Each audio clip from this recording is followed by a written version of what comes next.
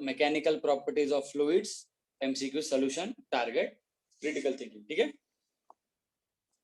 अभी आपको सिलेबस में प्रेशर का पार्ट डिलीटेड है एंड आपको कंटिन्यूटी के इक्वेशन के आगे से सब कुछ डिलीटेड है, कंटिन्यूटी भी डिलीटेड है, इक्वेशन ऑफ कंटिन्यूटी, बर्नौलीज, टॉरिसेलीज वगैरह वगैरह सब डिलीटेड है और प्रेशर सब डिलीटेड है। तो अंदर क्या बचा? अंदर दो कैटेगरीज बचे, एक सरफेस टेंशन का कैटेगरी वो है और दूसरा एक है फ्लूइड मोशन का। फ्लूइड मोशन का, फ्लूइड मोशन में क्या आता है भैया? विस्कोसिटी आता है, रेनॉल्ड्स नंबर आता है, फिर क्रिटिकल वेलोसिटी आता है, स्टोक्स लॉ आता है एंड टर्मिनल वेलोसिटी आता है, ये सब इतना पार्ट है। मैं देखता हूँ प्रेशर में अगर कोई क्यों रहेगा लॉजिक स्ट्रॉन्ग बनाने के लिए तो लूंगा, नहीं तो हम लोग इसको स्किप कर देंगे। Let's begin now. The first question pressure के ऊपर से, the pressure at any point in the fluid is independent of what? Pressure कौन से टॉपिक पे डिपेंड नहीं करता? एरिया पे डिपेंड नहीं करता, फोर्स पे डिपेंड नहीं करता, हाइट पे डिपेंड नहीं करता, डायरेक्शन पे डिपेंड नहीं करता। So the answer is direction पे डिपेंड नहीं करता। क्यों? क्योंकि प्रेशर हर डायरेक्शन में होता है। अगर आपको पता नहीं है तो मैं आपको बताता हूँ पास्कल्स लॉ क्या बोलता है। पास्कल्स लॉ बोलता है कि लिक्विड के अंदर आपने अगर एक जगह पे प्रेशर डाला, एक जगह पे प्रेशर बढ़ता है ना, तो प्रेशर इवनली हर डायरेक्शन में ऐसा चेंज होता है। दैट मीन्स अगर मैं मान लो ये एक कंटेनर में लिक्विड है और मैं लिक्विड के मान लो कि 10 मीटर नीचे में चेक करूं, तो ये पॉइंट पे प्रेशर फिक्स है। ठीक है, अब फर्क नहीं पड़ता आप इसको कैसे मापो, जो भी डायरेक्शन में मापोगे ना वो धक्का ही दे रहा है। तो pressure is independent of the direction. Next MCQ, assertion and reasoning, ये सब आप लोग चाहे तो स्किप कर सकते हो, कोई दिक्कत नहीं। Choose the correct statement. The liquid pressure is not in the same at the liquid pressure is not the same at all the points at the same depth. अभी आप लोग को इतना पता नहीं चाहिए, लिक्विड का प्रेशर का फॉर्मूला क्या होता है? Rho g h. तो अगर हाइट सेम है, अगर हाइट सेम या डेप्थ सेम, तो प्रेशर सेम रहना चाहिए ना। इधर बोला है the pressure is not same at all the points at the same depth, wrong. Same depth पे प्रेशर सेम रहना चाहिए। ठीक है, the liquid pressure at all the points at the same depth depends on the shape of the liquid, wrong. Liquid के shape पे depend ही नहीं करता, इसमें शेप का यहाँ पे संबंध ही नहीं, बस यही फॉर्मूला है। The liquid pressure at all the points at the same depth depends upon the surrounding environment, नहीं। The liquid pressure at the same at all the points is at the same depth, yes, हमेशा same रहता है वो। Next MCQ.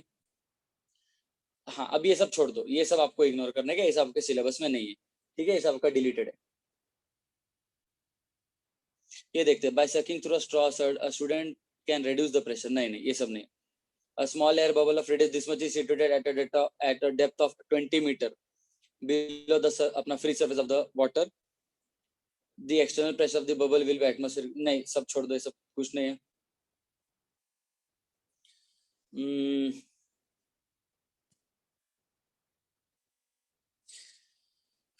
चलो ये सब भी नहीं है। बस ये वाला चाहे तो मैं आपको सिखा देता हूँ, 8वां वाला, रुको जरा, कंसेप्ट स्ट्रॉन्ग बनाने के लिए 8वां सिखा देता हूँ। एग्जाम में नहीं आएगा बट प्रेशर का थोड़ा सा तो लॉजिक स्ट्रॉन्ग हो जाएगा आपका।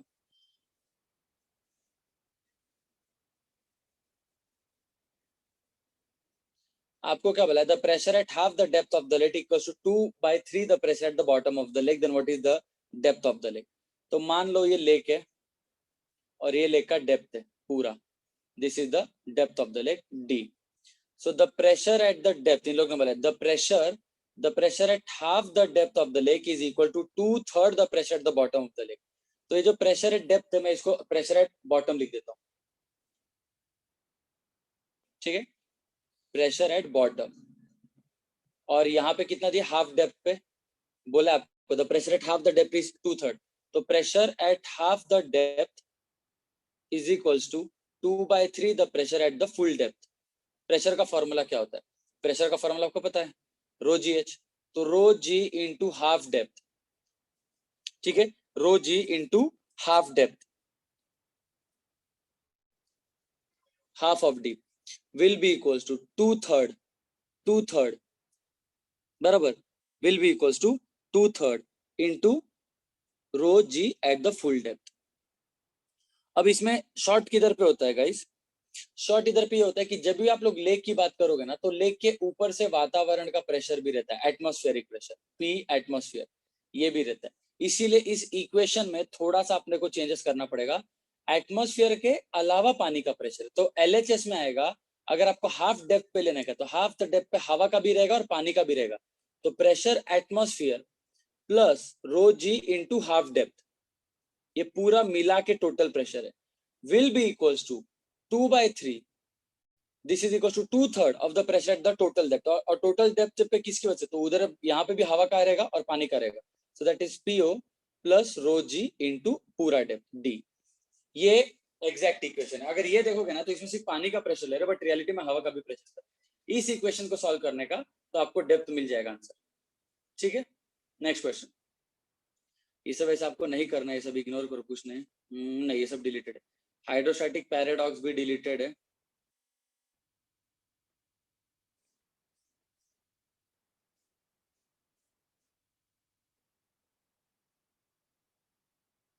आई थिंक हाइड्रोस्टैटिक पैराडॉक्स है ना, पास्कल्स लॉ वगैरह, वो होना चाहिए। अब वो होगा, वो होगा, वो होगा। Okay, next 11th question. Two vessels having the different base area, दो वेसल है जिनका बेस एरिया अलग है, they are filled with water to the same height, उनको सेम हाइट तक रखा है। If the amount of water in one be 6 times that in other, then the ratio of the pressure at the bottom will be how much? सीधी बात है, अगर मान लो दोनों का बेस एरिया अलग है, मान लो एक पतला एरिया का है और एक मोटा एरिया का है, दोनों के इधर सेम पानी है, तो प्रेशर का फॉर्मूला क्या होता है, रो जी एच। रो सेम है, जी सेम है, एच सेम है, प्रेशर सेम आएगा।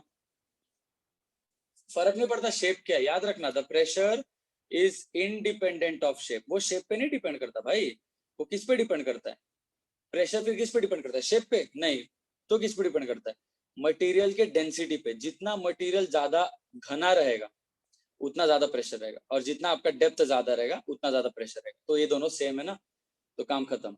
नेक्स्ट,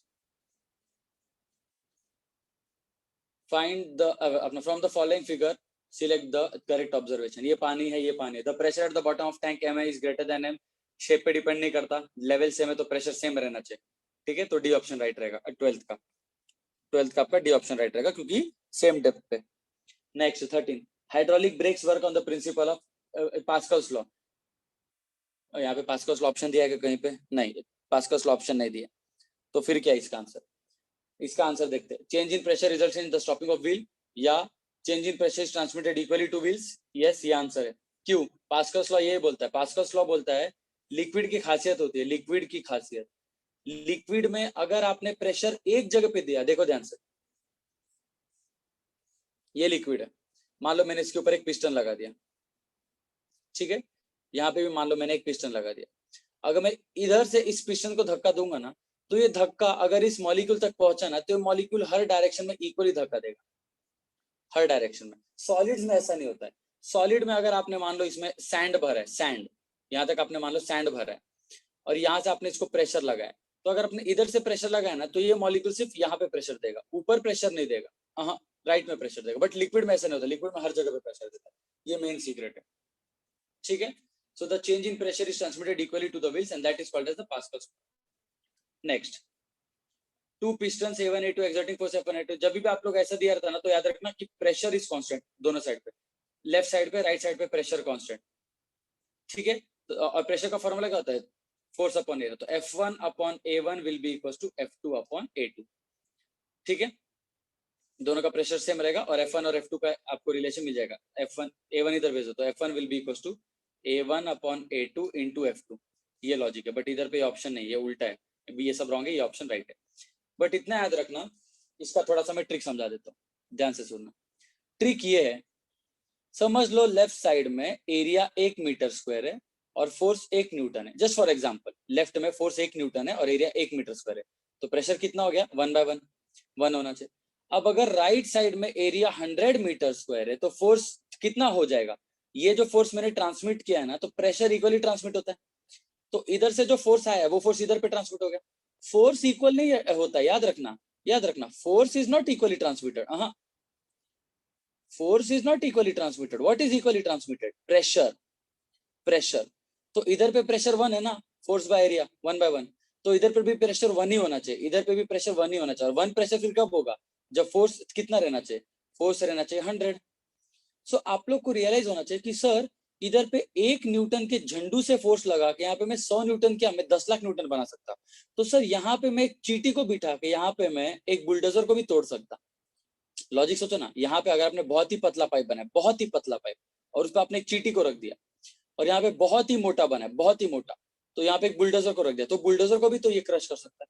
तो सर यहाँ पे law of conservation of energy break होता हुआ फील हो रहा है? नहीं, वो ब्रेक नहीं हो रहा है। क्यों? इतना याद रखना, स्मॉल एरिया में स्मॉल फोर्स लगाना पड़ रहा है, ठीक है, और बिग एरिया में आपको आउटपुट क्या मिल रहा है? आउटपुट इज बिग फोर्स, बराबर, आउटपुट इज बिग फोर्स। तो हमको लगता है सर थोड़ा सा मेहनत करके ज्यादा मेहनत मिलेगा, नहीं, फोर्स ज्यादा है लेकिन थोड़ी सी बुद्धि लगाओ। अगर इधर पे इतना पानी हिला है, अगर इधर पे इतना पानी हिला है, तो यहाँ पे वही पानी बहुत ही कम हिलेगा। क्यों? क्योंकि इसका एरिया ज्यादा है ना। वॉल्यूम का लॉजिक क्या होता है? Volume is nothing but area into height या एरिया इनटू लेंथ। इधर से जितना पानी हिलेगा उतना ही पानी इधर से हिलेगा। आपको पता है ना, लिक्विड कंप्रेस नहीं होता है, liquid is incompressible. That means यहां से जितने पानी के मॉलिक्यूल्स हिले हैं उतने मॉलिक्यूल्स इधर हिलेंगे। अब सोचो थोड़ा, लेफ्ट साइड में एरिया ज्यादा है, सॉरी लेफ्ट साइड में एरिया कम है ना, माय मिस्टेक, लेफ्ट साइड में एरिया कम है, लेफ्ट साइड में, इसीलिए हाइट ज्यादा। दैट मीन्स यहाँ पे ज्यादा हाइट लगाने की वजह से राइट में क्या होगा? राइट में बहुत ही कम हाइट मिलेगा। दैट मीन्स सीधी बात है, फोर्स बढ़ गया। आउटपुट में फायदा क्या हुआ? आउटपुट में फोर्स बढ़ गया। इधर पे एक चींटी को बिठाया तो यहाँ पे मैं रोड रोलर को तोड़ सकता, फोर्स बढ़ गया। लेकिन नुकसान क्या है? डिस्प्लेसमेंट कम हो गया, डिस्प्लेसमेंट कम हो गया। तो वर्क सेम रहता है। लॉजिक समझो थोड़ा, लॉजिक समझो। लेफ्ट साइड में मैंने फोर्स को 1 न्यूटन लगाया, जस्ट एग्जांपल, लेफ्ट साइड में मैंने फोर्स को 1 न्यूटन लगाया, राइट साइड में मेरे को फोर्स मिल गया 100 न्यूटन, ठीक है। लेफ्ट साइड में एरिया था 1 मीटर स्क्वायर, राइट साइड में एरिया था 100 मीटर स्क्वायर, ठीक है। दोनों साइड का प्रेशर सेम है। लेकिन अगर आप वॉल्यूम की बात करोगे तो वॉल्यूम का फॉर्मूला क्या होता है? Area into height. लेफ्ट में एरिया कम है, इसीलिए लेफ्ट में हाइट ज्यादा देना पड़ता है, पानी को ज्यादा नीचे देना पड़ता है, ठीक है। लेफ्ट में एरिया कितना है? 1, तो हाइट कितना रहेगा? 100। राइट में देखो, राइट में वॉल्यूम का formula area into height, right में एरिया कितना है? 100, तो हाइट कितना? 1। दैट मीन्स लेफ्ट में 100 मीटर अगर आप नीचे गिराओगे तो राइट में 1 मीटर ऊपर उठेगा। लॉजिक समझा ना? फोर्स आपका कितने गुना बढ़ गया? फोर्स 100 गुना बढ़ गया। Force is increase by how much time? 100 time. But displacement कितना है? डिस्प्लेसमेंट कितना है? डिस्प्लेसमेंट लेफ्ट में 100 था, राइट में डिस्प्लेसमेंट 1 था, so displacement decreases by 100 times या 1/100। तो फोर्स 100 गुना बढ़ गया, डिस्प्लेसमेंट 100 गुना कम हो गया। वर्क का फॉर्मूला क्या होता है? वर्क का formula is force into displacement, इसीलिए फोर्स 100 गुना बढ़ गया, डिस्प्लेसमेंट 100 गुना फिर कम हो गया, तो वर्क सेम है, तो एनर्जी कंजर्व्ड है। तो अगर आपको फोर्स में फायदा होता है, अगर फोर्स में फायदा होता है तो डिस्प्लेसमेंट में नुकसान होता है, इतना याद रखना। हो गया concept, done. Let's move ahead. In a car, lift वगैरह सेम है, ये लॉजिक आपको आ जाना चाहिए, बहुत आसान है। Next, measurement of the pressure, ये पूरा स्किप करने का। मेजरमेंट ऑफ प्रेशर, अरे एक ही सवाल था क्या पूरा? Let's start with surface tension. Dimensions of the surface tension are, अरे सरफेस टेंशन क्या होता है? फोर्स बाय लेंथ होता है ना। फोर्स का डायमेंशन पता है, L1 M1 T-2, इसको लेंथ से डिवाइड कर दो, L1 से, L1 उड़ गया, L0 आना चाहिए, M1 T-2 आना चाहिए, M1 T-2, option B. Next, the net force acting on a molecule inside the liquid is how much, या कौन से डायरेक्शन? 18वां सवाल, 18वां सवाल, the net force acting on a molecule inside the liquid is how much. Please इतना याद रखना, अगर आप लोग लिक्विड के अंदर की बात कर रहे हैं, ध्यान से देखना, मैंने आपको क्या बताया था? सरफेस के जो लिक्विड मॉलिक्यूल है वो हमेशा टेंशन में रहते हैं, सरफेस के लिक्विड मॉलिक्यूल पे हमेशा नेट फोर्स रहता है, याद रखना, सरफेस के मॉलिक्यूल्स पे नेट फोर्स रहता है हमेशा हमेशा। लेकिन इनसाइड मॉलिक्यूल्स में नेट फोर्स 0 रहता है। अंदर के स्टेबल रहते रे, अंदर के स्टेबल रहते, बाहर के अनस्टेबल रहते, तो answer is 0। Next, smaller drops of a liquid are generally more spherical than larger drops, because छोटे ड्रॉप्स लिक्विड के ज्यादा स्पेरिकल क्यों होते हैं? क्योंकि देखो option, force of the surface tension is equal and opposite to force of gravity, force of gravity अपना predominates the force of surface tension, force of surface tension predominates the force of gravity, या cohesive force predominates the adhesive force. इतना याद रखना, इतना याद रखना, जब आपका ड्रॉप छोटा लेते हो तो please look at the length. यहाँ पे मॉलिक्यूल्स एक दूसरे के नजदीक है, जब मॉलिक्यूल्स एक दूसरे के नजदीक होते हैं तो फोर्स बढ़ जाता है, देखो ना यहाँ पे डिस्टेंस कम है ना, अगर डिस्टेंस कम रहेगा तो इनका अट्रैक्शन ज्यादा हो जाएगा, ऑब्वियस बात है, इनका अट्रैक्शन ज्यादा रहेगा। अगर आपने एक बड़ा ड्रॉप लिया तो क्या होता है, ये मॉलिक्यूल इतने दूर के मॉलिक्यूल पर अट्रैक्शन नहीं डाल सकता, बट यहाँ पे ये मॉलिक्यूल इतने दूर के मॉलिक्यूल पर अट्रैक्शन डाल सकता है। तो ये केस में सरफेस टेंशन की वजह से जो फोर्स रहेगा वो कम रहता है, और छोटे वाले में फोर्स ज्यादा रहता है। तो answer is force of the surface tension predominates, मतलब ग्रेविटी से ज्यादा फोर्स ऑफ टेंशन इफेक्टिव है। Next, F, C, and Fa denote cohesive and adhesive force on a liquid molecule near the surface of the solid. The surface of the liquid is convex. अभी shape का याद रखना, ये wall है, ठीक है, और लिक्विड का सरफेस आपका कॉन्वेक्स है, तो ऐसा है। ऐसा क्यों हुआ, पहले सोचो, पहले सोचो ऐसा क्यों हुआ। मान लो लिक्विड स्ट्रेट रहता, लिक्विड स्ट्रेट रहता मतलब यहाँ पे मॉलिक्यूल्स पे जो फोर्सेस लग रहा वही फोर्सेस इधर लग रहा, बराबर। लेकिन रियलिटी में लिक्विड ऐसा है कॉन्वेक्स में, what does that mean, that mean ये मॉलिक्यूल जो इधर पे था वो अंदर की ओर पे जाने की कोशिश करे, ये सब मॉलिक्यूल्स अंदर की ओर पे जाने की कोशिश करे। कॉन्वेक्स में ऐसा क्यों होता है, क्योंकि कोहेसिव फोर्स ज्यादा रहता है, cohesive force more than adhesive force. अगर एडेसिव ज्यादा है, मान लो कि चिपकाने वाला फोर्स ज्यादा है, तो ये मॉलिक्यूल ऊपर उठ जाता है। क्यों, बाकी मॉलिक्यूल्स को पानी के मॉलिक्यूल्स नीचे खींच रहे, बट इस मॉलिक्यूल को दीवार ज्यादा खींच रहा है, तो ये ऊपर ही चिपक गया, बाकी नीचे दब गए। तो जब भी याद रखना, आप लोग का कॉन्केव सरफेस दिखता है ना, कॉन्केव सरफेस, तो एडहेसिव फोर्स ज्यादा रहता है। एडहेसिव मतलब क्या होता है, एडहेसिव मतलब मटेरियल जो पानी पे डाल रहे हैं, दूसरे दूसरे मटेरियल्स, अरे जैसे कि फेविकॉल को एडहेसिव बोलते हैं, मालूम ना, फेविकॉल को एडहेसिव क्यों बोलते हैं, क्योंकि वो दूसरे मटेरियल्स को चिपकाता है। वैसे एडहेसिव फोर्स का मतलब है ग्लास पानी पे कितना फोर्स डाल रहा है, एडहेसिव। तो जब कॉन्केव सरफेस रहता है ना, तो ग्लास का फोर्स पानी के फोर्स से ज्यादा है, एडहेसिव मोर देन कोहेसिव। और उसका ठीक उल्टा, जब शेप कॉन्वेक्स है, कॉन्वेक्स, तो दैट मीन्स पानी के मॉलिक्यूल्स एक दूसरे पे ज्यादा फोर्स डाल रहा है एज कम्पेयर टू ग्लास का मॉलिक्यूल, तो cohesive is more than adhesive. अभी देखो, adhesive is more than cohesive wrong, adhesive equals to cohesive wrong, adhesive less than cohesive ये हो सकता है, adhesive more than cohesive wrong. Option is C, है ना समझ में। Next, surface energy and surface tension, ये असर्शन रीजनिंग छोड़ दो, जरूरी नहीं। 23rd, चलो लल्लू सवाल रहते। A square wire frame of length L is dipped in a liquid. On taking out, a membrane is formed. If the surface tension of the liquid is T, then force acting per unit length of the frame is how much? अब देखो, मेरे पास एक square frame है,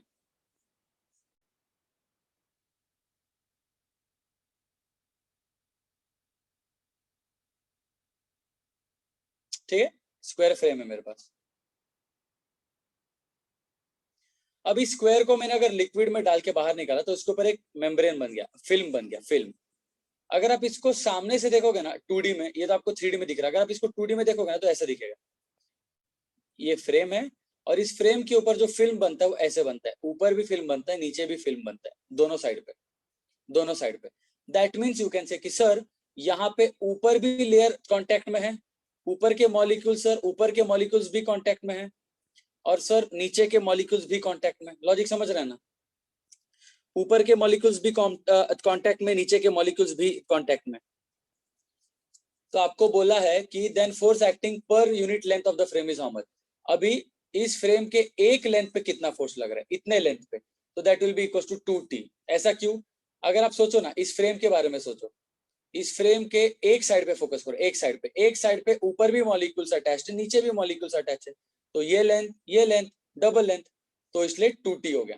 logic समझा ना, double. अगर total पूछा होता, टोटल फोर्स कितना है, टोटल, टोटल फोर्स, तो फ्रेम के चारों ओर पे 4L, फ्रेम के बाहर के भी चारों एंड पे 4L, तो 8L आता, तो इस 8T आता, 8TL। ठीक है, लॉजिक समझ रहे हैं। 23rd हो गया, then 24th, a square frame of length L। अभी ये देखो, ये फ्रेम है, वापस से, प्लेट और फ्रेम में डिफरेंस होता है। फ्रेम मतलब जिसके अंदर होल होता है, फ्रेम मतलब जिसके अंदर होल होता है, जैसे फोटो फ्रेम, फ्रेम इसके अंदर इतना होल और इतना part boundary. A square frame of length L is immersed in soap solution and taken out. The force experienced by the square plate is how much? अब यहाँ पे कितना आंसर रहेगा, सीधी बात है, पूरे आपको फ्रेम पे पूछा फोर्स कितना है, तो यार देखो मॉलिक्यूल्स, यहाँ पे इधर पे कांटेक्ट में है मॉलिक्यूल्स, यस, इधर पे कांटेक्ट में है मॉलिक्यूल्स, तो 4L हो गया। इधर पे है कांटेक्ट में, यस, इधर पे भी कांटेक्ट में, तो इधर भी 4L हो गया। तो force equals to tension into total length, length कितना 8 है ना, तो टेंशन इनटू 8L, तो 8TL। लास्ट टाइम पे क्या था, एक साइड पे बोला था, तो दैट इज 2TL। और आपको पर यूनिट लेंथ बोला था लास्ट टाइम पे, पर यूनिट लेंथ तो सिर्फ 2Ti है, यहाँ पे सिर्फ बोला है फोर्स 8TL। आए समझ में? इजी था ना?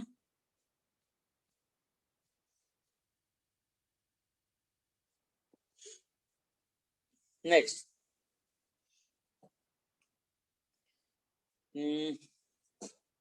25th, the maximum force in addition to the weight required to pull a wire frame 5 centimeter long from a water surface at the temperature of 20 degrees Celsius, ये छोड़ दो, ये टेम्परेचर इंपॉर्टेंट नहीं, इसी बेवकूफ बनाने के लिए ये छोड़ दो, is 729, ये फोर्स है। Then the surface tension is how much? Tension का फॉर्मूला क्या होता है? फोर्स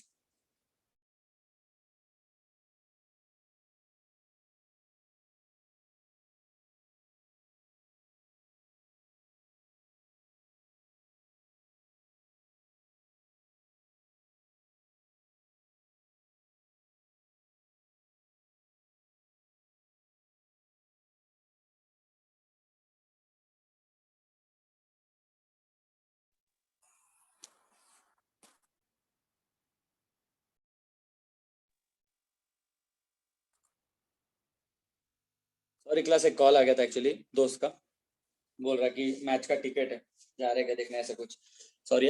ओके, हमारा हम लोग कहाँ पे थे? हम लोग इधर पे थे।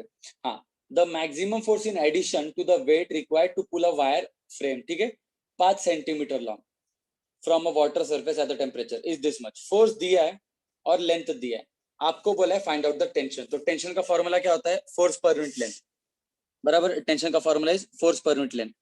तो यहाँ पे अगर आप लोग आंसर निकालोगे तो क्या आएगा? अभी एक चीज याद रखना, मैंने आपको 10 बार बोला है, लेक्चर में भी बोला है, अगर मान लो ये बकेट है, इसके अंदर मैंने एक रॉड डाल दिया, तो उस रॉड का मोटापा रहता ना, अगर आप इसको 3D में देखोगे, अगर आप इसको 3D में देखोगे तो यू विल रियलाइज, इसको सामने से देखो, ये रॉड जो है, रॉड, ये रॉड पानी के ऊपर फ्लोट हो रहा है। दैट मीन्स यहाँ के मॉलिक्यूल्स भी कांटेक्ट में है और यहाँ के मॉलिक्यूल्स भी कांटेक्ट में है। तो टोटल कांटेक्ट में लेंथ कितना हो गया? L की 2L, इधर पे लेंथ, इधर पे लेंथ, दोनों साइड पे लेंथ है ना, so that is 2L is in contact. तो tension is equal to force by 2L, that's it. Force कितना है? 720 डाइन।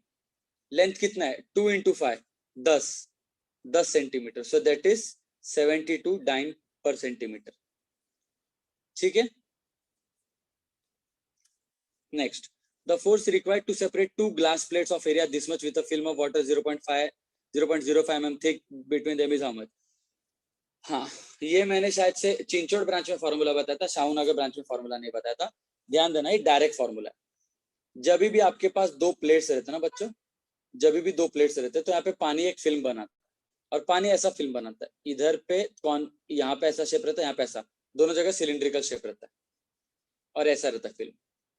अभी सीधी बात है, इनके बीच का गैप d है, तो इसका रेडियस कितना हो जाएगा? रेडियस फिर कितना हो जाएगा? Radius will be equal to d/2, radius will be equal to d/2। अब आपको फोर्स निकालने का, ठीक है, फोर्स का फॉर्मूला ध्यान देना, फोर्स का फॉर्मूला रहता है टेंशन इनटू लेंथ, बराबर, विच इज नथिंग बट, ध्यान दो, tension into length into breadth. अगर मैंने लिया लेंथ है ना, लेंथ है ना, इधर पे मैंने क्या किया, इसको ऊपर ब्रेथ से मल्टीप्लाई, नीचे भी ब्रेथ से मल्टीप्लाई, तो length into breadth bye breath. Length into breadth क्या होता है? एरिया होता है, तो tension into area bye breath या विड्थ। ये कितना विड्थ है अगर आप देखा जाए तो, ये आपका सर्कुलर लेना है आपको, सर्कुलर सरफेस, तो इट इज नथिंग बट आधा ऑफ डायमीटर। ये डायरेक्ट फॉर्मूला याद रखो आप लोग, हेडेक नहीं है, इसका प्रूफ आपको लेके फायदा नहीं है। फोर्स का formula is this, twice tension into area of plates divided by the separation of the plates। ये डायरेक्ट फॉर्मूला है इस क्वेश्चन का, ठीक है, ये डायरेक्टली फॉर्मूला आपका। तो ये टेंशन, आप ये फॉर्मूला आपको याद रखने का directly, twice tension into area bye T. तो यहाँ पे फॉर्मूला डाल दो, आपको फोर्स निकालने का, तो 2 इंटू टेंशन कितना है? 70 इंटू 10⁻³ एरिया कितना है? 10⁻²। सेपरेशन कितना है? 0.05 mm, mm को मीटर में बनाने के लिए 10⁻³, ठीक है, 10⁻³ और 10⁻³ उठ गया, ठीक है, तो 7 to the 14, 140 into 10⁻², और नीचे 0.05, बराबर ना। अब 0.05 को 5 बनाने के लिए मैं क्या करूंगा? 0.05 को 5 बनाने के लिए लोन लेना पड़ेगा 2 का, तो 10⁻², तो 10⁻², 10⁻² कट, 5 2 10, आंसर आ जाएगा आपका 28। आंसर आ गया। Next question.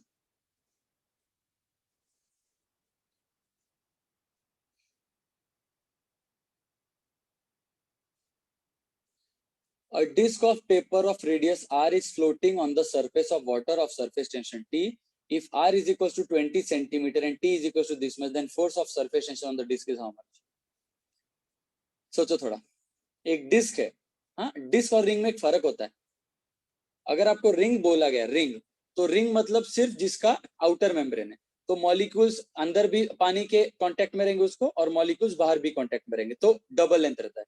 लेकिन अगर डिस्क बोला, तो डिस्क में क्या होता है, डिस्क में मॉलिक्यूल सिर्फ बाहर के कांटेक्ट में रहते हैं पानी के, इसके साथ सिर्फ बाहर के, ये फर्क है। तो इसमें डिस्क में लेंथ एल रहेगा, रिंग में लेंथ 2l रहता है, इतना याद रखो। यहाँ पे डिस्क है, रेडियस दिया है, फ्लोट हो रहा है, टेंशन दिया है, रेडियस दिया है, टेंशन दिया है, then the force is how much? तो force is equal to tension into only one circumference 2 pi r, इतना याद रखो। अगर रिंग रहता था ना, तो tension into double of 2 pi r रहता था रिंग के केस। लॉजिक समझ रहे हैं ना क्यों? तो यहाँ पे directly tension into 2 pi r आंसर आ जाएगा। अगला सवाल। Oh, capillary surface energy, surface tension में कैपिलरी कैसा है? चलो देखते हैं। Water rises in a capillary tube, एक सेकंड, हाँ, water rises in a capillary tube to a certain height such that the upward force due to the surface tension is balanced by a force of this much. Upward force equals to downward force due to the weight of the liquid. If the surface tension of the water is this much, then the inner circumference of the capillary must be how much? क्या अच्छा सवाल, एकदम अति सुंदर, अति अति अति सुंदर सवाल। एक कैपिलरी ट्यूब है, इसमें लिक्विड ऐसे, मालूम है ना, लिक्विड ऐसे ऊपर उठता है, दैट मीन्स की टेंशन की वजह से अपवर्ड फोर्स इधर है। अब ये जो अपवर्ड फोर्स है बिकॉज ऑफ टेंशन, वो कितने लेंथ पे? अखे सर्कमफरेंस पे लग रहा है ना, हर एक मॉलिक्यूल को ऊपर खींच रहा है। That means upward force will be is equal to, पहले तो डाउनवर्ड फोर्स, ये समझा ना क्यों? ऊपर का फोर्स डाउनवर्ड फोर्स के इक्वल फिर क्यों है? यहाँ पे वर्ड दिख रहा है, balanced. Water is balanced by the force due to the weight of the liquid. तो upward force equal to downward force. Upward force का फॉर्मूला क्या है? अपवर्ड फोर्स है क्यों? टेंशन की वजह से। तो upward force is tension into length which is 2 pi r should be equal to downward force. और डाउनवर्ड फोर्स कितना है? डायरेक्ट दिया है, is balanced by a force of this much. तो downward force is 75 into 10 raised to minus 4, और tension भी दिया है 6 into 10 raised to minus 2, 6 into 10 raised to minus 2 into, और आपको सर्कमफरेंस ही पूछा है ना डायरेक्टली, तो इसकी जगह पे डायरेक्टली सर्कमफरेंस बोल दो ना, will be equal to 75 into 10 raised to minus 4। इसको सॉल्व कर देने का, इसको इधर भेज देने का, आंसर आ जाएगा। बहुत इजी आंसर है। Next question. A wire ring of diameter 14 centimeter is gently lowered to a liquid surface and then pulled up. When the film just breaks, the force required is this much, then the surface tension of the liquid is how much? Again the same logic, बहुत आसान। Force equals to tension into length, बराबर। Length कितना है? बस इतना समझना, ring है कि डिस्क है? रिंग है। रिंग की खासियत क्या होती है? रिंग की खासियत होती है कि बाहर भी मॉलिक्यूल्स उसको अटैच है, पानी को, रिंग को, और अंदर भी पानी के मॉलिक्यूल्स रिंग को अटैच है। तो force is equal to tension into twice the length. और एक लेंथ कितना होता है? सर्कमफरेंस होता है ना, 2 pi r। ये फोर्स का formula, tension into 2 times circumference. आगे आंसर डायरेक्ट। आपको टेंशन निकालने का, तो tension will be force by length. Force as it is, length का क्या है? Double of the circumference. इसको सॉल्व कर देने का आंसर आ जाएगा। Very simple simple question. एक सेकंड, मुझे थोड़ा पानी पी लेने दो।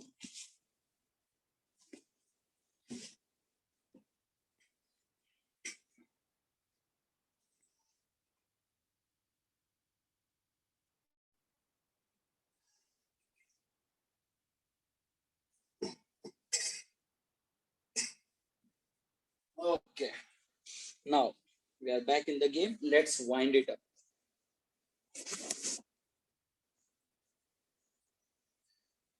कहाँ पे थे हम लोग रे?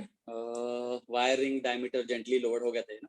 फिर next, a ring of radius of this much is floating on the surface of water. If the surface tension of the water is this much, then the force required. Same है, stupid questions repetitive है।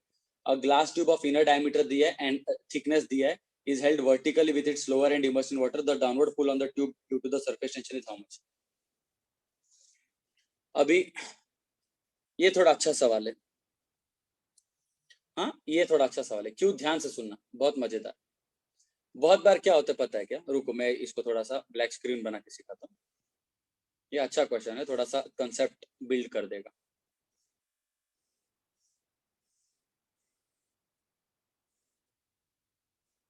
देखो guys, the logic is, बहुत बार आप लोगों को बहुत बार tube का thickness negligible दिया जाता है, बहुत बार।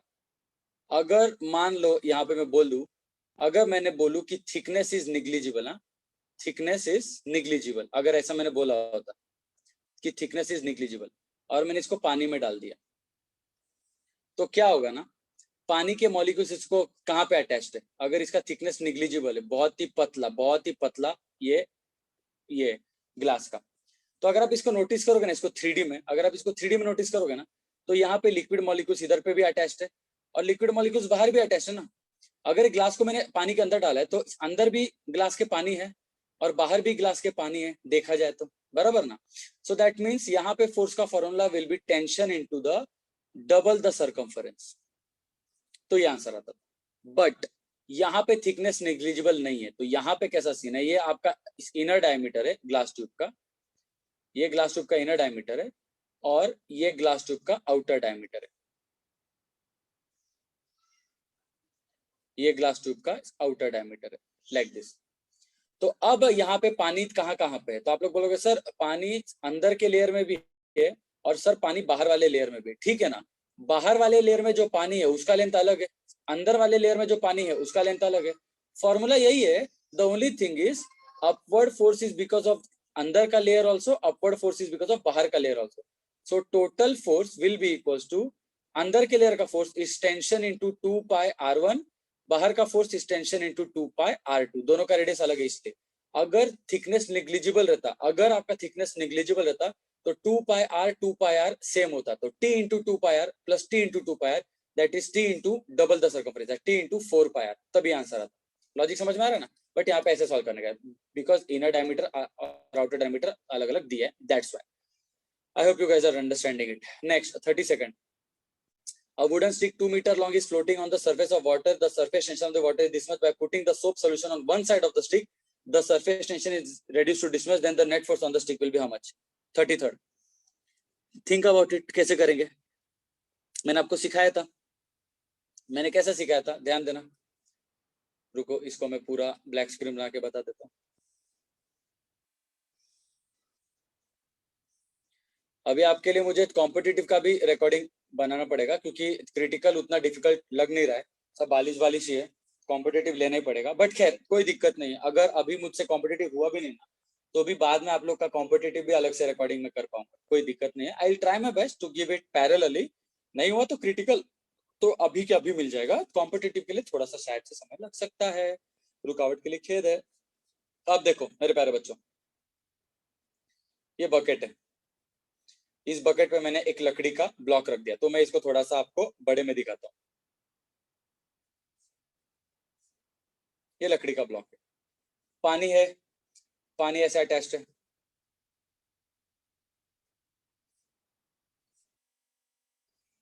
ठीक है, ऐसे पानी फिर कहीं पे तो रहेगा रखा हुआ बकेट में। तो यहाँ पे पानी के मॉलिक्यूल्स इधर भी अटैच्ड है, पानी के मॉलिक्यूल्स इसके पीछे भी अटैच्ड है। अगर आप इसको सामने से देखोगे तो सामने से ये है और पानी किधर है, तो पानी इधर पे है और पानी इधर पे, ये मॉलिक्यूल भी है, ये मॉलिक्यूल भी है, बराबर है ना। नाउ ये मॉलिक्यूल ये वाले साइड पे भी फोर्स डालते हैं, ये वाले साइड पे भी फोर्स डालते हैं, तो नेट फोर्स का फॉर्मूला क्या रहता है, टेंशन इंटू 2L। लेकिन अगर एक साइड पे आप लोग देखोगे तो पानी है और दूसरे साइड पे ऑयल है, तो सीधी बात है, एक साइड का फोर्स अलग है, दूसरी साइड का फोर्स अलग है, एक साइड का फोर्स अलग, दूसरी साइड का फोर्स अलग। तो नेट फोर्स अगर आप देखोगे, अब इस केस में क्या होता है, एक साइड से फोर्सेस इधर डालेंगे, एक साइड से फोर्सेस इधर डालेंगे, पानी का फोर्स ज्यादा है तो इधर पे फोर्स ज्यादा रहेगा, यहाँ पे फोर्स कम है ऑयल का तो इधर पे फोर्स कम रहेगा। अगर इधर पे भी पानी रहता ना तो left force right force equal रहता है, बैलेंस रहता। लेकिन एक साइड पे ऑयल लगाने से क्या हो गया, इधर का फोर्स ज्यादा है और इधर का फोर्स कम है, तो ये जो पार्ट है ना, ये पार्ट इधर पे हिलने लगता है। आपको पता है बचपन में ऐसा कोई बोट था, बचपन मतलब मेरे बचपन में ऐसा एक बोट था जिसमें कि वो बोट पानी में रखा तो हिलने लगता, तो ये लॉजिक उस पर बेस्ड है कि एक साइड पे फोर्स ज्यादा, एक साइड पे फोर्स कम, तो net force nothing but force because of water minus force because of oil. Force का फॉर्मूला क्या होता है, टेंशन इंटू लेंथ। अब पानी का एक ही साइड पे लेंथ है ना, तो T into L minus force of oil is T into length, यहाँ पे लेंथ। अगर टोटल मान लो दोनों सेम रहता था ना, अगर तो टोटल फोर्स रहता था upward T into 2L, but यहाँ पे वो नहीं है, यहाँ पे पानी और ऑयल अलग अलग है। अलग अलग, तो एक साइड पे अलग फोर्स, एक साइड पे अलग फोर्स, दोनों फोर्स का झगड़ा चालू है, तो इनको माइनस कर देने का। तो लेंथ को कॉमन निकालो, अंदर क्या आएगा, T water minus T oil into length, answer आ जाएगा। अगला सवाल, a clean glass plate of length 9.8 centimeter, breadth this much and thickness this much is suspended vertically with its long side horizontal and with half the side immersed. The pull due to surface tension will be how much? Plate है, मतलब सीधी बात है, सिर्फ boundary रहेगा उसका। अब आप लोग को इतना रियलाइज करने का है कि प्लेट है, इसका लेंथ है इतना ज्यादा, ब्रेथ इतना और थिकनेस बहुत ही कम, 0.2 सेंटीमीटर थिकनेस, ठीक है, ये 0.2 सेंटीमीटर। एंड आपने ऐसे सस्पेंड किया with its long side horizontal and with half the side immersed, half the side immersed, that means कि आपके पास जो लॉन्गर साइड है वो हॉरिजॉन्टल है 9.8 सेंटीमीटर का, और मेरा ये वाला जो ब्लॉक है ये इसका 4 सेंटीमीटर का विड्थ है, और इसका जो थिकनेस है वो थिकनेस इज 0.5 mm या 0.5 सेंटीमीटर। मैंने इसको हाफ इमर्स किया, इट डजंट मैटर हाफ है कि 1/4, उससे फर्क नहीं पड़ता। व्हाट मैटर्स इज कि कितना मटेरियल फिर कांटेक्ट में, ये वाला मटेरियल है कांटेक्ट में, यस, ये साइड का लेंथ है, हाँ है, इसके पीछे का भी लेंथ रहेगा ना, ये ब्लॉक के पीछे भी तो पानी है, तो 2L हो जाएगा। वैसे ही ये साइड का थिकनेस, ये साइड का थिकनेस, ये दोनों भी है, तो 2 इंटू थिकनेस, ये दोनों है, तो total length in contact is how much, it is nothing but the perimeter of the rectangle, the perimeter of the rectangle. जब मैंने ब्लॉक को पानी में रखा है तो पानी इधर पे भी अटैच्ड है, पानी बाजू में भी अटैच्ड है, पानी पीछे भी अटैच्ड है, पानी ये बाजू में भी अटैच्ड है, तो चारों ओर से अटैच है ना, so it is nothing but the total length will be how much, total length will be nothing but length plus breadth plus length plus breadth, तो twice length plus twice breadth, यहाँ पे वो thickness लेने का और इसको multiply कर देने का टेंशन से, आपको आंसर आ जाएगा फोर्स का। फिर a soap bubble in vacuum has a radius of this much and another soap bubble in vacuum has a radius of this much. If the two bubble coalesce under the isothermal condition, then the radius of the new bubble is how much? Okay, सबसे पहले isothermal का logic क्या होता है? Isothermal मतलब कि temperature is constant. अभी आप लोग फॉर्मूला लगाओ, PV is equals to nRT, number of moles is constant, temperature is constant, तो क्या बचेगा, P1 V1 will be equals to P2 V2। Normally अगर मान low temperature is not constant तो ये फॉर्मूला लगाने का, P1 V1 by T1 will be equals to P2 V2 by T2। अगर टेम्परेचर नहीं है कांस्टेंट तो वो भी इधर भेजने का, और N और R तो कांस्टेंट ही रहता है, R is the gas constant वगैरह, तो ये फॉर्मूला खैर आपके पास P1 V1 by T1, यहाँ पे तो टेम्परेचर सेम है, तो P1 V1 equals to P2 V2। अब इस क्वेश्चंस में आप लोगों को डायरेक्ट एक शॉर्टकट है, डायरेक्ट एक शॉर्टकट है, और वो शॉर्टकट क्या है, वेरी सिंपल। जब दो सोप बबल वैक्यूम में मिक्स हो रहे होते हैं, ठीक है, then radius of the new bubble is how much. अब ध्यान से देखना, एक छोटा बबल है, एक बड़ा बबल है, दोनों मिक्स होने के बाद एक कॉमन बबल बनने वाले, एक कॉमन बबल आपका बनने वाला है, बराबर है। सो द नेट रेडियस का formula is this much, root of square plus square, पाइथा बाबा याद कर लो, बस काम खत्म, इसका प्रूफ आपको जानने की जरूरत नहीं, इतना याद रखना, net radius is equal to root of square plus square. आएगा समझ में?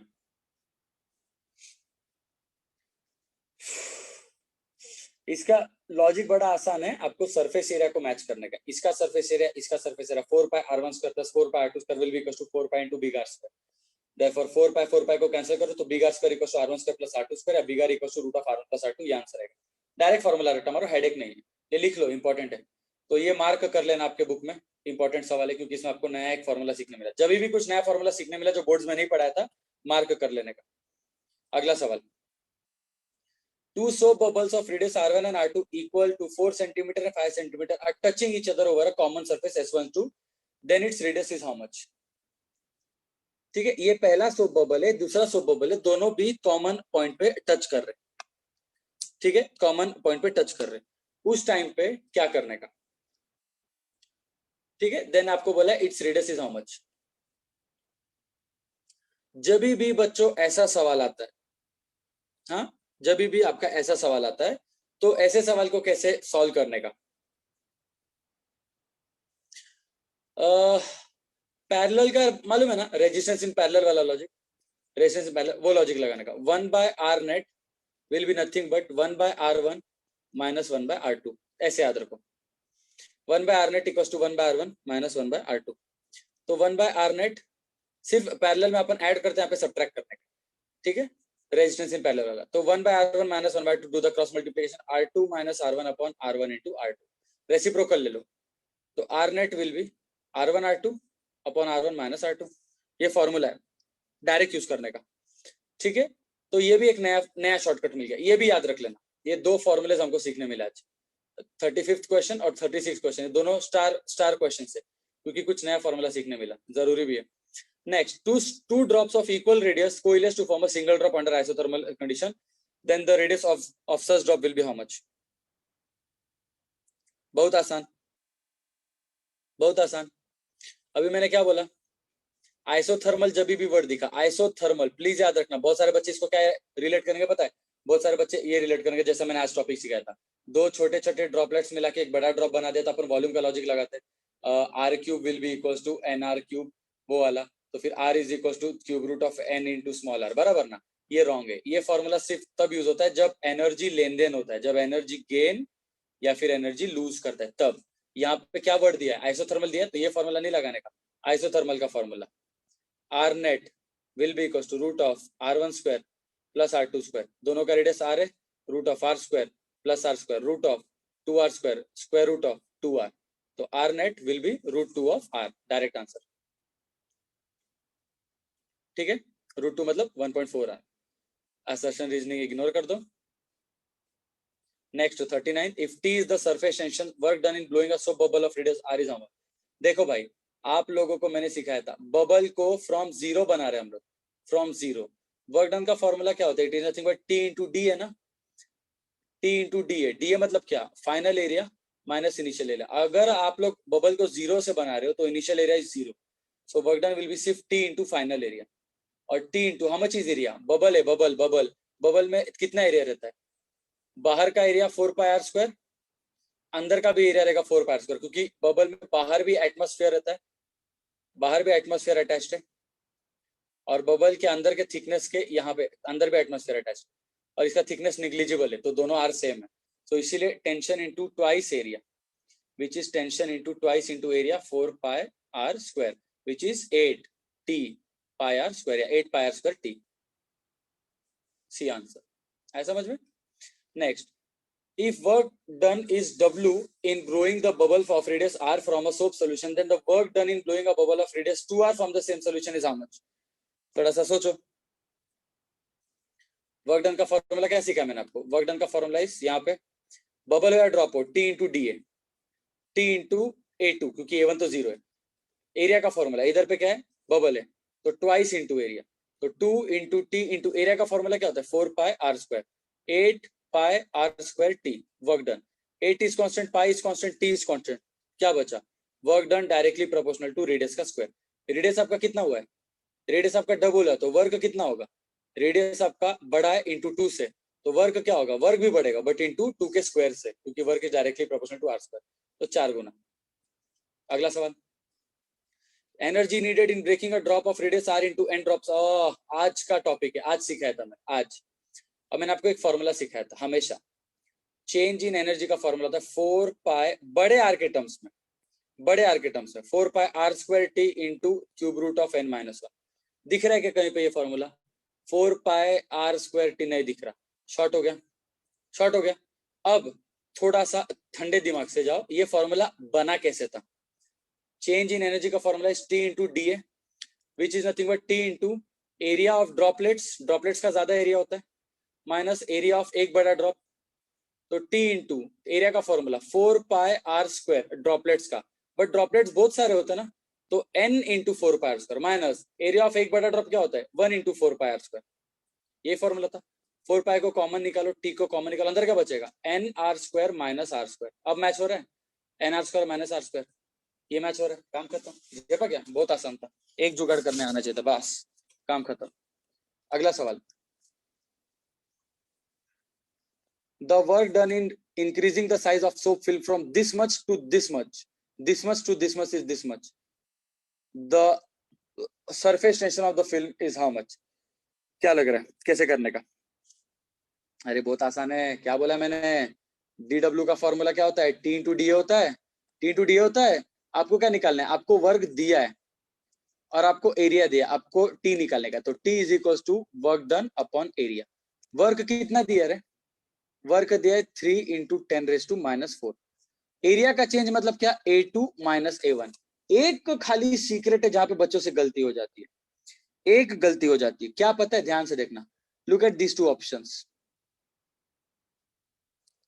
एक 1.5 है, एक 3 है, मतलब इसका डबल, तो कौन सा राइट है? तो फॉर दैट सबसे इंपॉर्टेंट शब्द है सोप फिल्म।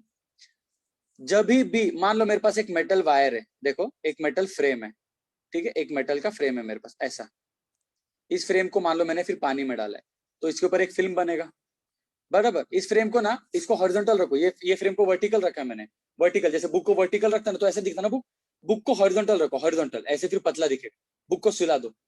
इस बुक के ऊपर फिल्म बनता है, ऊपर भी बनता है फिल्म, नीचे भी बनता है फिल्म। सो एक्चुअली इधर का एरिया भी चेंज हो रहा है, ऊपर का नीचे का एरिया भी चेंज हो रहा है, तो इसीलिए यहाँ पे डबल आता है। ये चीज प्लीज याद रखना, तो शॉर्ट हो जाएगा बहुत बड़ा वाला, ये चीज याद रखना। तो 2 into A2 minus A1, how much is A1? A1 is how much? देखो आपका पहला एरिया फिर कितना था, 10/6, 10/6 मतलब कितना, 60 ना, और फाइनल एरिया कितना है, 10/11, मतलब कि 110। 60 110 दोनों को माइनस कर दो, 110 माइनस 60, और इंटू 2 करने का है, क्योंकि दो दो एरिया है, दो सरफेस क्यों है, दो सरफेस क्यों है, क्योंकि फिल्म है ना, फिल्म है, फिल्म ऊपर भी बनता है नीचे भी बनता है, तो दो सरफेस, तो 2 इंटू ये। अब 110 माइनस 60 50, 50 इंटू 2 100, तो नीचे पूरा 100 है, मतलब आंसर फिर 3 में आंसर आने वाला है, तो 3 इज द आंसर। पावर देखने की जरूरत है नहीं 10 का, है ना समझ में। Next question, the surface tension of a liquid is 5 Newton per meter if a thin film is formed on a loop of area this much, then its surface energy is how much? आपको tension दिया है, film है, उसका area दिया है, आपको surface energy निकालना है। बस इतना याद रखना कि फिल्म है तो दो दो एरिया रहेगा, और सरफेस एनर्जी का formula is tension into area. अब इनिशियल एरिया फाइनल एरिया ऐसा तो दिया नहीं, बस एक ही एरिया दिया है, तो डायरेक्टली आपको फाइनल एरिया ही लेना है डायरेक्टली, तो tension into 2 into final area, direct answer. दो क्यों लिया, क्योंकि यहाँ पे आपका फिल्म है, फिल्म में दो जगह पे बनता है। Next, two small drops of mercury each of radius R coalesce to form a large single drop, the ratio of the total surface energy before and after the change is how much? आहा, अति सुंदर सवाल। Let's solve this question, let's solve this question इज्जत से।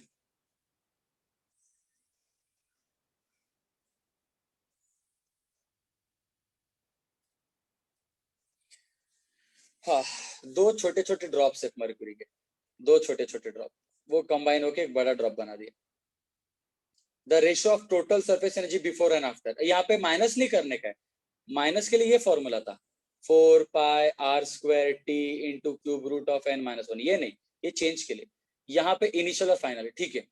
Initial energy will be tension into original area, final energy will be tension into final area. Ratio पूछा है तो tension into original area by tension into final area, tension तो cancel हो गया, original area फिर कितना था 2 इंटू 4πr², और ये फाइनल एरिया कितना है 1 इंटू 4πr², 4π कट, तो कितना बचा 2r² अपॉन 1r²।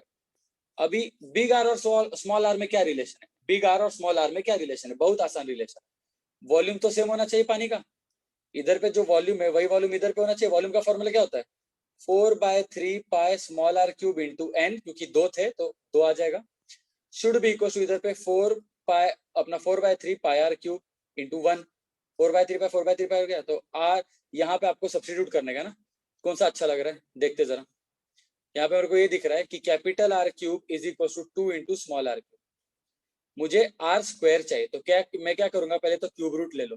देखो जुगाड़ देखो अच्छे से, आपका रिक्वायरमेंट क्या है भाई, आपका टारगेट क्या है, आपका टारगेट स्क्वायर है, आपका टारगेट स्क्वायर करना है पावर, बट आपके पास क्या है क्यूब है ना, तो क्यूब से पहले तो क्यूब रूट लो, r⁻1 हो जाएगा, और 2 का फिर क्यूब रूट हो जाएगा, the cube root of 2 into small, ये r हो गया। आपको r चाहिए क्या, नहीं आपको r² चाहिए, तो r² क्या हो जाएगा, r² विल बी 2 का क्यूब रूट भी लेना है और 2 का स्क्वायर भी करना है इंटू r²। इसको हम लोग ऐसा लिखते हैं 2 का क्यूब रूट भी लेना है और 2 का स्क्वायर भी लेना है, तो 2⁻2/3 into r²। Capital R square मिल गया, इधर पे डाल दो। सो आंसर इज, देखो इधर पे आंसर इज, ये 2 था, small R square as it is, capital R square is how much, 2^2/3 into small R square, R square उड़ गया, 2^2/3 ऊपर लेके जाओ तो 2^1 divide by 2^2/3 which is nothing but 2^1 minus of 2/3 which is 2^1/3, तो 2^1/3 आंसर है, 2^1/3 डी ऑप्शन। आए समझ में? नहीं समझा रिपीट करके देखो वीडियो, खुद से सॉल्व करो, रिपीट करो, झेप जाएगा, I can bet on that. 4 बार करो, 5 बार करो, बट करो, और ये मार्क कर लो, ये इंपॉर्टेंट सवाल था, अच्छा लॉजिक था इसमें, इसलिए। अगला सवाल 44th हो गया।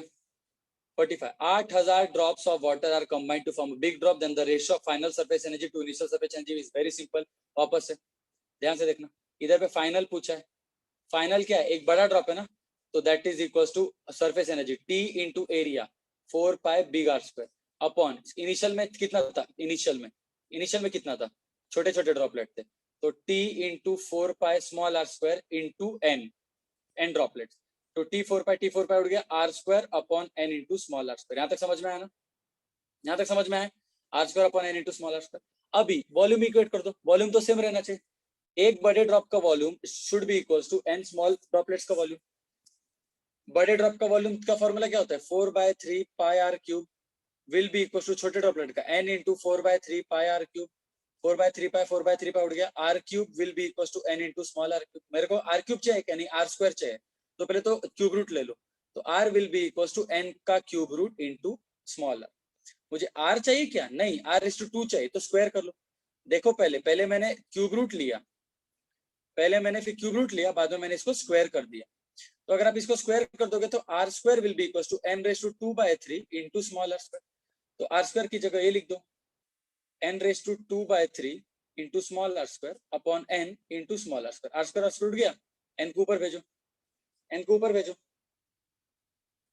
नहीं तो एक काम करो, ये वाले n को नीचे भेजो, क्योंकि मुझे आंसर दिख रहा है, देखो ऊपर 1 है, नीचे बड़ा नंबर है, एक काम करो, ये n/2/3 को नीचे भेजो, अपना 2/3 को नीचे भेजो, तो ऊपर आ जाएगा 1 और नीचे आ जाएगा n/1 था 1 minus 2/3 which is nothing but 1/n/1/3, तो 1 divide by cube root of n। What is the cube root of n, 8000 का क्यूब रूट क्या होता है, 8000 का क्यूब रूट 3 0 का 1 0 और 8 का 20, तो 1/20। सुख की अनुभूति होनी चाहिए, सुख की अनुभूति होनी चाहिए, सुख की अनुभूति होनी चाहिए, हो गई।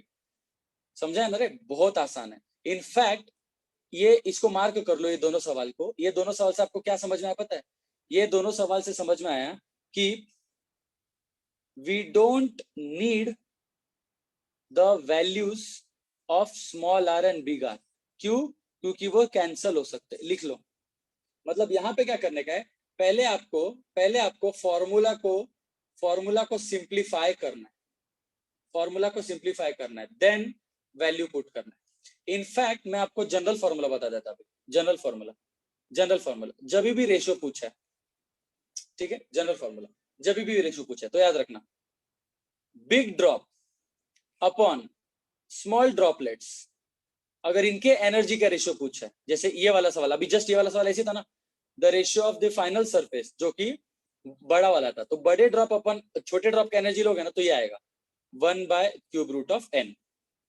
और अगर आपको ये पूछा जाए छोटे ड्रॉप का एनर्जी डिवाइडेड बाय द बड़े ड्रॉप का एनर्जी, छोटे ड्रॉप का एनर्जी डिवाइडेड बाय द बड़े ड्रॉप का एनर्जी, तो that will be equal to cube root of n/1, ठीक उल्टा। तो डायरेक्ट फॉर्मूला हो गया, आज के बाद इसको सॉल्व करने की जरूरत ही नहीं, डायरेक्ट रट्टा हो गया। अगला सवाल 46, amount of energy required to blow bubble of radius this much is how much. शब्द ध्यान से देखना, बबल है तो एनर्जी का formula T into D A, that is T into 2 into area, क्योंकि बबल है ना, ड्रॉप रहता था तो 2 नहीं आता था, आंसर आ गया। सिर्फ एरिया लेने का, और एरिया में मैंने बोला A2 माइनस A1, लेकिन A1 0 लेने का, क्योंकि चालू ही 0 से किया है, बबल को बनाया है मैंने 0 से, A1 0 तो बचा खाली A2, आ गया आंसर, डायरेक्ट सॉल्व कर देने का आ जाएगा आंसर। 46 हो गया, फिर 47 सरफेस टेंशन दिया, सब्सटेंशन दिया, energy needed to increase the radius of the bubble from 4 to 6। हाँ, इसमें देखो यहाँ पे चेंज किया, तो टेंशन, यहाँ पे एनर्जी का formula is tension into D है, राइट, 2D है, तो tension into 2 into A2 minus A1, क्योंकि दोनों एरिया दिया है, ओरिजिनल और final. so that is 2 into t into area का फॉर्मूला 4 पाई r स्क्वायर, तो 4 pi r2 square minus 4 pi r1 square, ये आंसर है। ठीक है, 2 क्यों किया, क्योंकि दो सरफेस है, टेंशन इंटू एरिया का formula is 4 pi r square, तो final radius is 6 square, initial radius is 4 square, दोनों को माइनस कर दो, ये सेंटीमीटर में मीटर स्क्वायर बनाने के लिए 10⁻⁴ दे दो, इसको सॉल्व कर दो, आंसर आ जाएगा। सुखी अनुभूति होनी चाहिए। देखो भाई, अगर लग रहा है फास्ट हो रहा है ना, वीडियो को 10 सेकंड पीछे लेने का, 10 सेकंड रिवाइंड करने का, खाली 10 सेकंड वापस रिपीट करके देखने का, सब झेपेगा। 48 question, the work done in blowing a soap bubble from a radius of this much to this much is हो गया, बबल है तो अगेन फिर double area. The surface tension of the soap is this much. The work done in blowing a soap bubble of radius 3r to that of the radius 5r. वापस same question. The surface tension of the soap bubble is this much. The work done is blowing. Same. सब वही वाले, सब same वाले।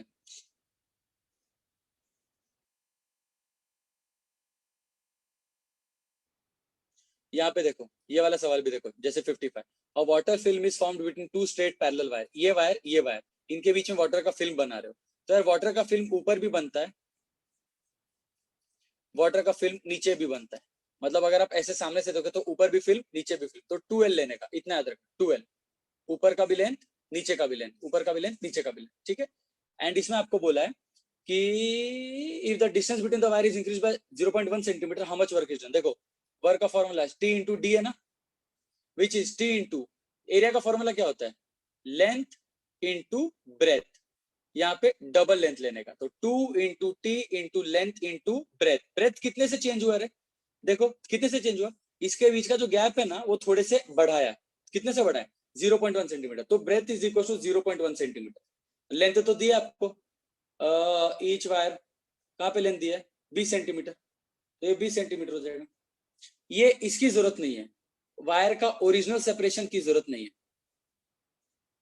Actually minus आपको करना पड़ेगा, but वैसे भी आपको दिया है, the distance between the wire is increase by this much, directly. नहीं समझा, I will solve it for you, कोई टेंशन नहीं लेने का, मैं आंसर नहीं निकालूंगा, आपको लॉजिक बता रहा हूं।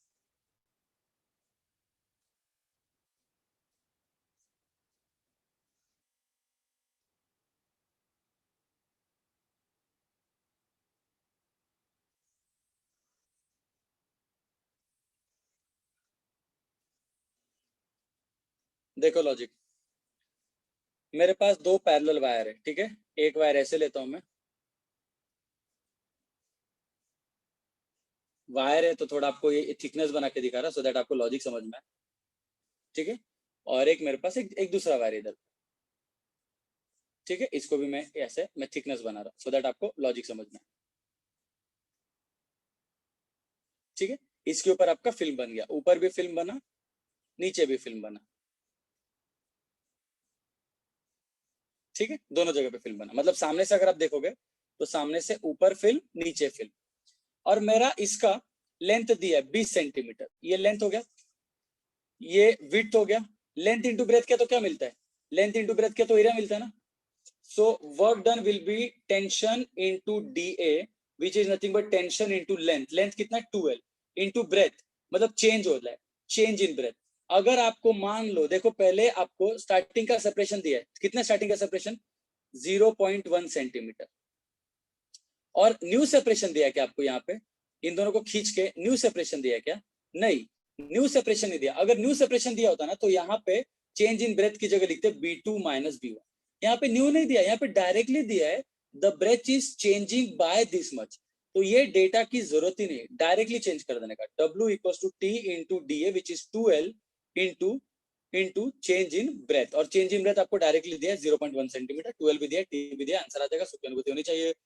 55th हो गया, कितना देर हो गया मेरा लेक्चर चालू करके, 1 घंटे से ज्यादा हो गया क्या, ओ डॉट 1 घंटा हुआ, dot 1 hour, very good. Okay, then 56, film of water is found between the two straight parallel wires, है सब कुछ सेम है, सब कुछ सेम है। 56, सब एनर्जी सब उसी से रिलेटेड है। If n drops of liquid each of surface energy E joined to form a single drop, then some energy will be absorbed या lost या क्या है, आप लोग सोचो ना, अगर ड्रॉप्स ऑफ लिक्विड मिक्स हो रहे एक बड़ा बनाने के लिए, तो मैंने आज ही सिखाया था, जब छोटे छोटे ड्रॉपलेट्स मिला के बड़ा ड्रॉप बनाते तो एनर्जी लूज करते, तो energy is lost, some energy absorb, wrong option, इस ए ऑप्शन रॉन्ग हो गया, इधर पे ए ऑप्शन रॉन्ग हो गया। द एनर्जी इज रिलीज्ड, ये हो सकता है, the energy is absorb, wrong, the energy is release, right. ये दोनों में से कोई तो एक राइट रहेगा। और कैसे निकालने का राइट का फॉर्मूला, तो भाई आपके पास उसका फॉर्मूला को सिर्फ हल्का सा ट्विक करना है, खाली बस माइनस करने का आपको, initial energy minus final energy and all that, answer आ जाएगा। 59 देखते, शायद से इंटरेस्टिंग है, डायरेक्ट शॉर्टकट है if I am not wrong.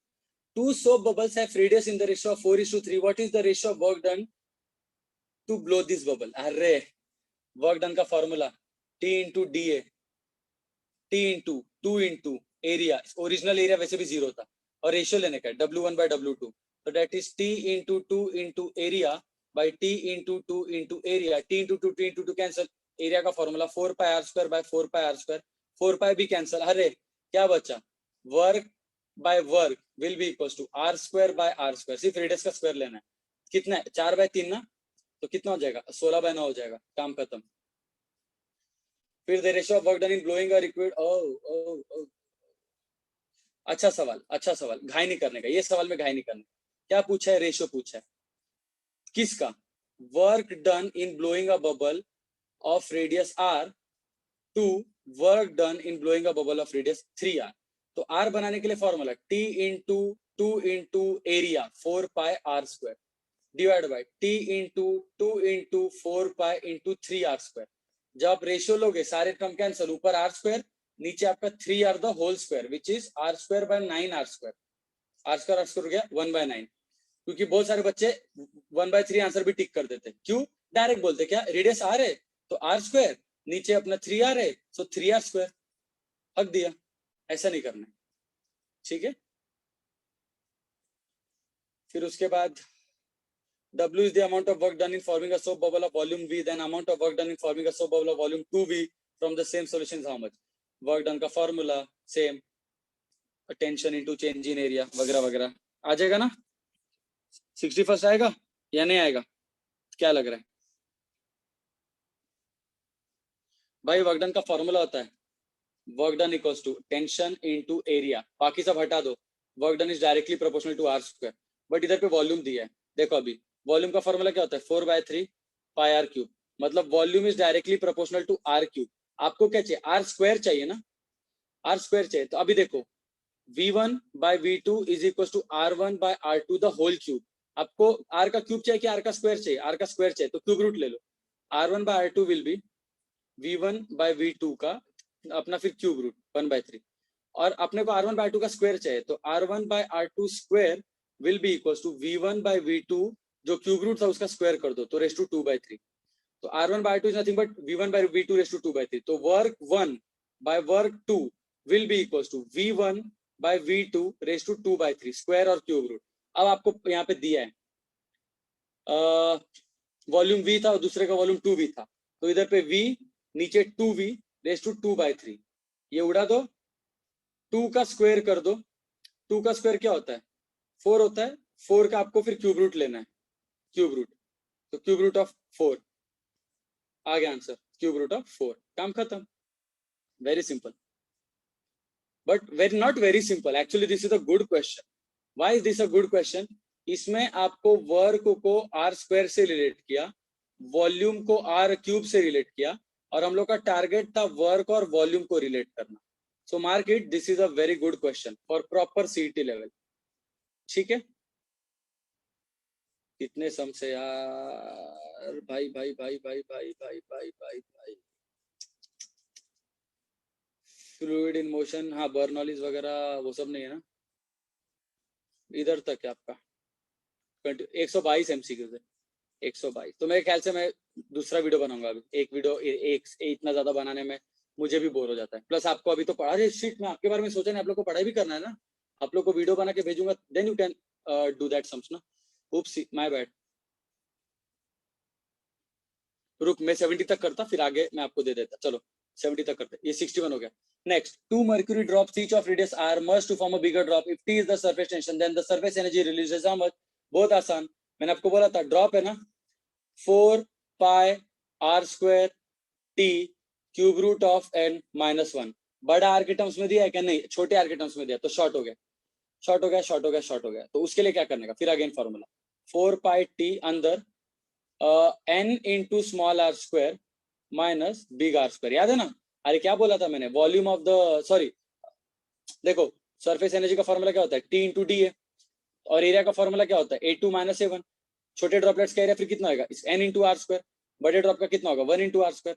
ठीक है, तो इसको इन लोग ने अगर आप लोग देखोगे तो इसमें आएगा, आपको माइनस करना है इधर पे। कैसे करेंगे, 2 मर्क्यूरी ड्रॉप से, तो n आपको पता है वैसे भी किसके टर्म्स में, लोग ने स्मॉल टर्म्स में लिखा है, तो ठीक है ना भाई, स्मॉल टर्म्स में लिखा है। काम करो, अपने को वॉल्यूम का लॉजिक पता है ना, वॉल्यूम सेम रहना चाहिए। छोटे छोटे ड्रॉपलेट्स का वॉल्यूम एक बड़े ड्रॉप के जितना सेम रहना चाहिए। बड़े ड्रॉप का वॉल्यूम क्या होता है, 4/3 पाई आर क्यूब, छोटे ड्रॉपलेट्स का 4/3 n into pi R cube. तो बराबर small r will be is equal to cube root of n into R, तो r square will be is equal to n raise to 2/3 into R. अभी मैंने r square को shift कर दिया इधर पे, r को मैंने स्मॉल r के टर्म्स में लिखा। हमेशा क्या करते हैं अपन, हमेशा यूजुअली क्या करते हैं बच्चों, यूजुअली अपन स्मॉल r को बिग r के टर्म्स में लिखते हैं, बट यहाँ पे अपन बिग r को स्मॉल r के टर्म्स में लिख रहे हैं। So this is 4 pi t into n as it is, small r as it is, minus big r को चेंज कर रहा, बिग r को क्या लिखूंगा, n raise to 2/3 into small r square. अब स्मॉल r स्क्वायर को common निकालो, तो 4 पाई r स्क्वायर t, अंदर क्या बचेगा n minus n raise to 2/3, कहीं पे दिख रहा है n minus n raise to 2/3। अरे n का वैल्यू पता है ना, n कितना है, 2 है ना, तो 4 pi r square t, n का वैल्यू क्या है 2, 2 माइनस 2 रेज टू 2/3, कहीं पे दिख रहा है। हाँ, ब्रैकेट को खोल दिया इधर पे, ब्रैकेट को खोल दिया, तो 2 4 जा 8, 8 pi r square t minus, इसको मल्टीप्लाई मत करना 4 2 जा 8 करके जाहिलो, ये this is 4 pi r square t into 2 raise to 2/3। अच्छा सवाल है रे, अच्छा सवाल है, डिफिकल्ट नहीं है, फॉर्मूला में ट्विक्स करना है, झोल करना है। याद रखना अपन यूजुअली जो फॉर्मूला यूज करते हैं ना, यूजुअली वो कैपिटल आर के टर्म्स में रहता है, 4 पाई आर स्क्वायर के टर्म्स में रहता है। ये कैसे मिलता है पता है ना, ये मिलता है जब आप लोग स्मॉल आर को कैपिटल आर के टर्म्स में लिखते हो, यहाँ पे अपन ने उल्टा किया।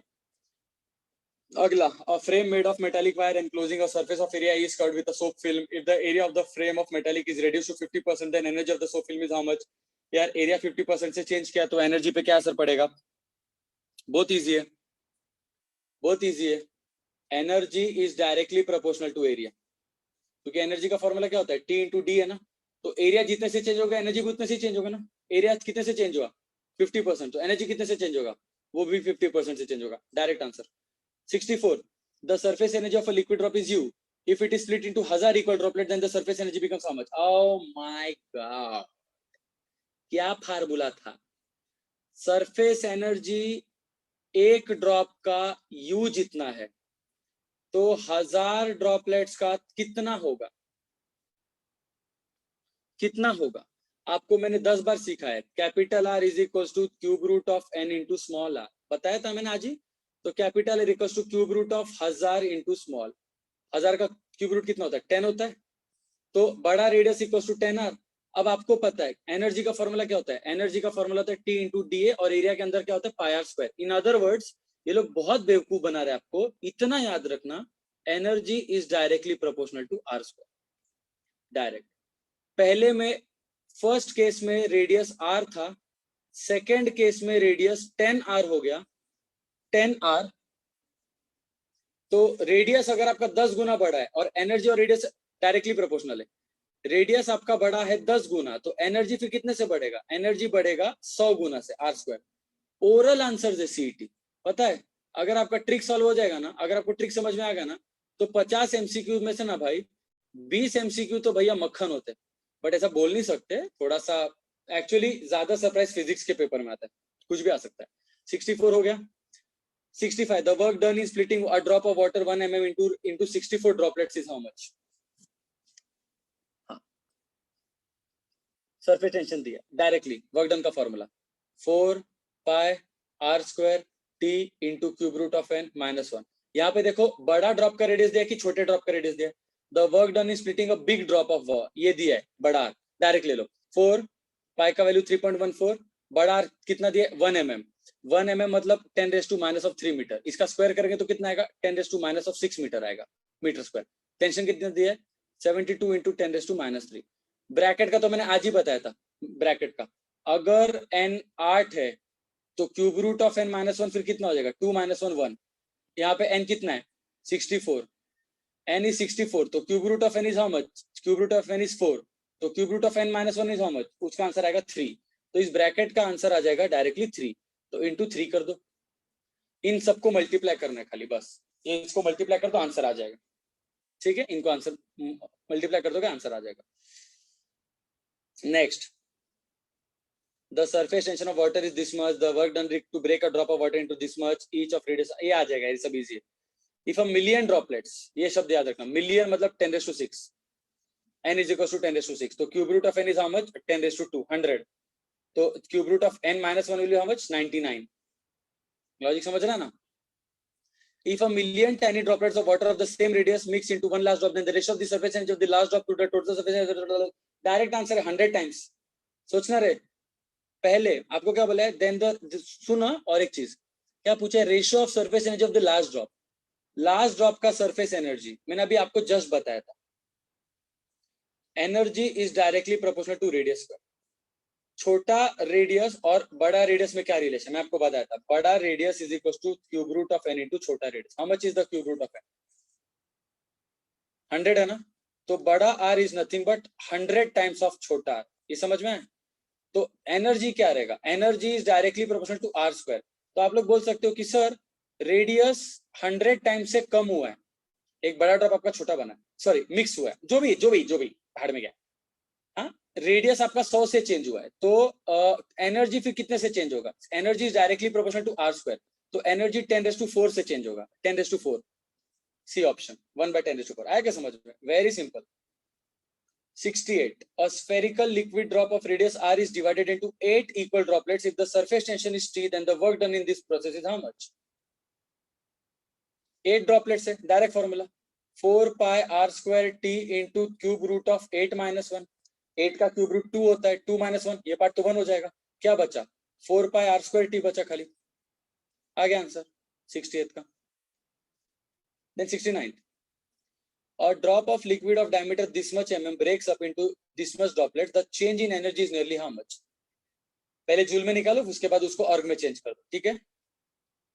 चलो ऑलमोस्ट 70 क्वेश्चंस हो गए हमारे, ऑलमोस्ट 70। इसको इग्नोर करो अभी के लिए, आपको एंगल ऑफ कांटेक्ट का ये टर्म्स नहीं बताया मैंने, ठीक है? ये आपको वैसे खैर हाई लेवल हो जाएगा, बट इग्नोर करो। तो ऑलमोस्ट हम लोग का 70 तक हो गया, बाकी हम लोग का 120 तक करना है गाइस, उसके बाद का पार्ट नहीं है आपको, ठीक है? यहां तक करना है 122 तक, इक्वेशन ऑफ कंटिन्यूटी नहीं है पूरा, 122 तक करना है। उसके बाद और भी है कुछ, तो उसके बाद मिसेलेनियस प्रॉब्लम्स है, मिसेलेनियस अच्छे क्वेश्चंस है, तो मिसेलेनियस में ऑलमोस्ट 10-15 है क्वेश्चंस, वो मैं मिसेलेनियस का उसमें ऐड कर दूंगा बाकी वाले क्वेश्चंस में। तो ऑलमोस्ट मैंने आपको 70 दिया है ना, तो और 70 आपको देने वाला हूं मैं, तो आपका पूरा फिर क्रिटिकल थिंकिंग हो जाएगा, और क्रिटिकल हो गया इस चैप्टर का तो आप लोग का लेवल स्ट्रांग हो जाएगा, ठीक है? आई होप आपको समझ में आ गया। तो चलो बच्चों, आज का सेशन नहीं पढ़ा था, will meet next time, tata bye.